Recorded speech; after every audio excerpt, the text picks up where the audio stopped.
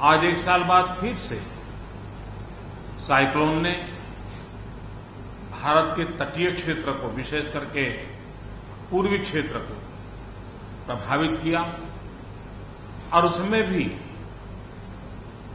सबसे ज्यादा दुष्परिणाम पश्चिम बंगाल के हमारे भाइयों बहनों को, पश्चिम बंगाल के नागरिकों को, यहां के संपत्ति को बहुत हानि पहुंचाई है। साइक्लोन की संभावनाओं से लेकर के लगातार मैं इससे संबंधित सभी लोगों से संपर्क में था। भारत सरकार भी सतत राज्य सरकार के संपर्क में थी। साइक्लोन का नुकसान कम से कम हो, इसके लिए जो भी आवश्यक कदम उठाने चाहिए उसके लिए राज्य सरकार और केंद्र सरकार ने मिलकर के भरसक प्रयास किया, लेकिन उसके बावजूद भी करीब करीब 80 लोगों के जीवन हम नहीं बचा पाए। इसका हम सबको दुख है। जिन परिवारों ने अपना स्वजन खोया है उनके प्रति केंद्र सरकार, राज्य सरकार और हम सबकी संवेदनाएं हैं और इस संकट की घड़ी में हम उनके साथ हैं। संपत्ति का भी नुकसान काफी होता है, चाहे एग्रीकल्चर हो, चाहे पावर सेक्टर हो, चाहे टेलीकम्युनिकेशन हो, चाहे घरों का उजड़ जाना हो, अनेक प्रकार का, चाहे वो इंफ्रास्ट्रक्चर का हो, चाहे व्यापार जगत से लोग जुड़े हुए हो, चाहे खेती क्षेत्र से जुड़े हुए, हर किसी को नुकसान होता है। आज मैंने हवाई निरीक्षण करके बारीकी से इस प्रभावग्रस्त विस्तार को मुख्यमंत्री जी के साथ, गवर्नर श्री के साथ दौरा करके उसको देखा है। अभी राज्य सरकार ने और मुख्यमंत्री जी ने विस्तार से मेरे सामने जो भी प्राथमिक आकलन है उसका ब्यौरा दिया है। हमने तय किया है कि हो सके उतना जल्द डिटेल में सर्वे हो, कृषि का हो, पावर सेक्टर का हो, टेलीकम्युनिकेशन का हो, घरों की जो स्थिति है, इंफ्रास्ट्रक्चर की जो स्थिति है।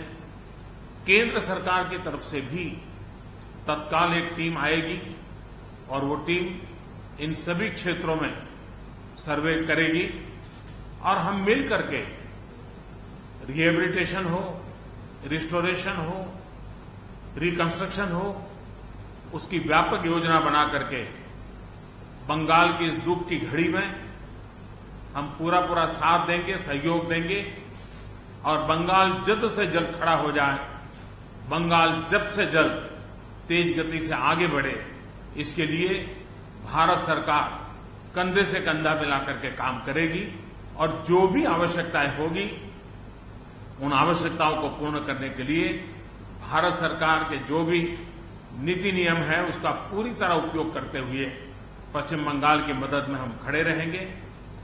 अभी तत्काल जो इस संकट की घड़ी में राज्य सरकार को कठिनाई न हो, इसके लिए एक एडवांस असिस्टेंस के रूप में 1000 करोड़ रुपया भारत सरकार की तरफ से व्यवस्था की जाएगी।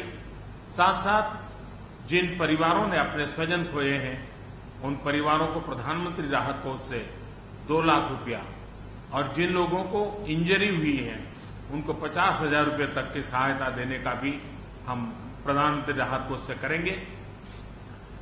पूरी दुनिया एक संकट से जूझ रही है।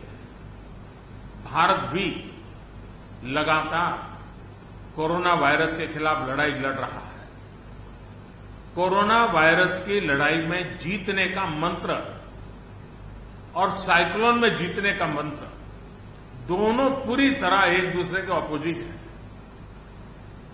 कोरोना वायरस से लड़ने का मंत्र है जो जहां है वहीं रहे, जरूरत नहीं हो तब तक घर से बाहर न निकले और जहां भी जाए 2 गज की दूरी बनाए रखे। लेकिन साइक्लोन का मंत्र है कि साइक्लोन आ रहा है, जल्दी से जल्दी सुरक्षित स्थल पर आप शिफ्ट कर जाइए, वहां पर पहुंचने का प्रयास कीजिए, अपना घर खाली कीजिए।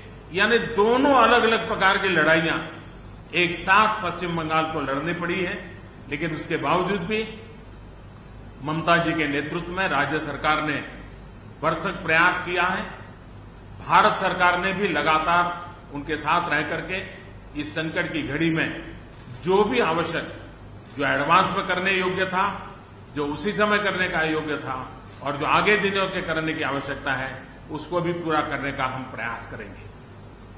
आज समग्र देश को जिनके लिए गौरव है, ऐसे राजा राममोहन राय जी की जन्म जयंती है और उस समय मेरा पश्चिम बंगाल की इस पवित्र धरती पर होना मेरे मन को छूने वाली बात होती है।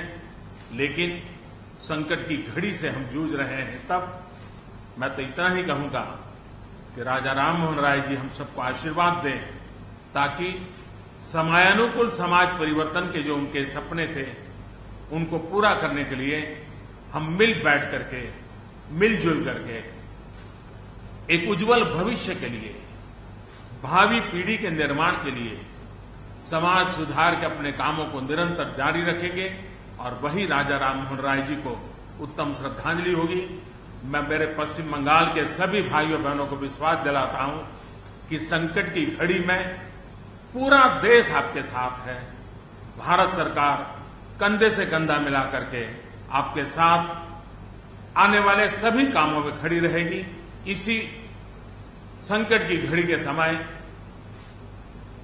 आप सबसे मिलने आया हूं, लेकिन कोरोना वायरस के कारण सब नागरिकों से तो नहीं मिल पा रहा हूं। मन में एक कसक तो रह जाएगी। यहां से मैं आज उड़ीसा की ओर जाऊंगा और वहां भी हवाई निरीक्षण करूंगा, वहां के माननीय मुख्यमंत्री जी से, वहां की सरकार से बातचीत करूंगा। मैं फिर एक बार पश्चिम बंगाल की इस दुख की घड़ी में मैं आपके साथ हूं।